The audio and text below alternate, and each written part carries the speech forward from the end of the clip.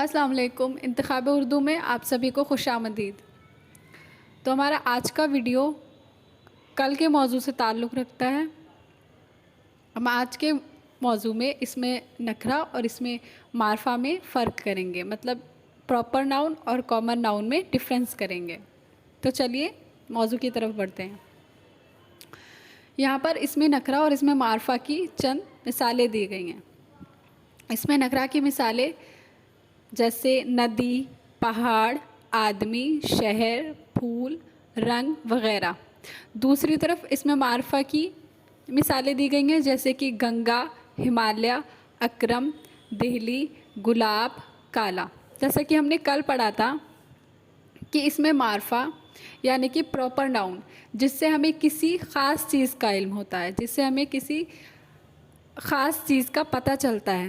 اور اسی طرح اس میں نکرہ ایک عام اسم ہے جس سے ہمیں کسی بھی عام چیز کا پتہ معلوم ہوتا ہے. جیسے کہ ندی بہت ساری ہو سکتی ہیں، بہت ساری ندیوں کے الگ الگ نام بھی ہوتے ہیں. اسی طرح پہاڑ بھی بہت سارے ہوتے ہیں اور پہاڑوں کے الگ الگ نام بھی ہوتے ہیں. اسی طرح آدمی، الگ الگ شخصیتیں جن کے الگ الگ نام ہوتے ہیں. دوسری طرف شہر بھی ہمارے بہت سارے ہوتے ہیں اور ان کے نام بھی الگ الگ ہوتے ہیں. پھول بھی ہمارے بہت سارے ہوتے ہیں، بہت طرح طرح کے، اور ان کے نام بھی الگ ہوتے ہیں. تو اسی طرح ندی، گنگا، پہاڑ، ہمالیہ، آدمی، اکرم، شہر، دہلی، پھول، گلاب، رنگ، کالا.